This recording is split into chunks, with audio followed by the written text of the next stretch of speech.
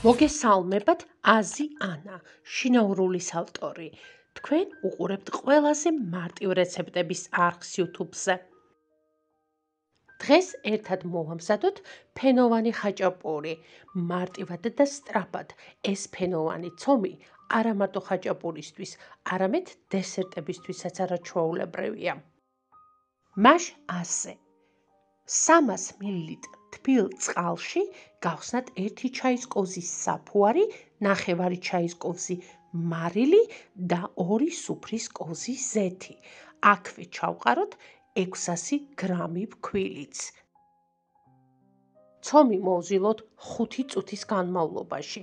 შემდეგ დავდგათ თბილ ადგილას ამოსაფუებლად დაახლოებით 30-40 წუთის განმავლობაში. ცომი უკვე ამოფუვდა, რომელიც დავყოთ ასეთ პატარა გუნდებად და რიგ-რიგობით ძალიან თხლად გავაბრყელოთ მაგიდაზე. შეგიძლიათ დაიხმაროთ ცოტა ფქვილიც. იმისათვის, რომ ცომი გამოვიდეს ძალიან ფენოვანი, ამისთვის საჭიროა ფენა ძალიან თხლად გაბრწყლდეს. ახლა უკვე გადაკეცილ ფენას წაუსვათ თხლად დარბილებული ცხიმი. ამ ცომისთვის ვიყენებ მარგარინს ან კარაქს. მარხვის დროს ვიყენებ სამარხო მარგარინს. და კვლავ გადავკეცოთ. უკვე იქნება 4 დაკეცილი.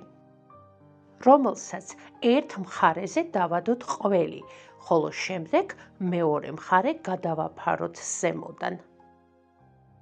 ოდნავ დავჩხვლიტოთ და ზემოდანაც გადაუსვათ დარბილებული ცხიმის თხელი ფენა.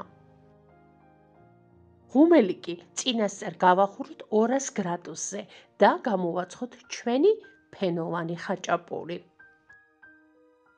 ახალ გამომწვარ ცხელ ხაჭაპურს ოდნავ გადაუსვათ ცხიმი და ჩვენი გემრიელი ფენოვანი ხაჭაპურიც მზად არის მისართმევად. ჩვეულებრივი საფუვრიანი ცომი წამებში შეგვიძლია გავხადოთ ხრაშუნა ფენოვან ცომად, ასე რომ მოამზადეთ და დააგემოვნეთ. შინაურულის არხზე არის სხვა მარტივი ცომის რეცეპტებიც. ნახეთ და მოამზადეთ. დღეს სულ ეს იყო. არ დაგავიწყდეთ გამოიწეროთ არხი, რომ არ გამოგჩეთ არც ერთი მარტივი რეცეპტი. მადლობა რომ გიყურეთ. მომავალ რეცეპტამდე.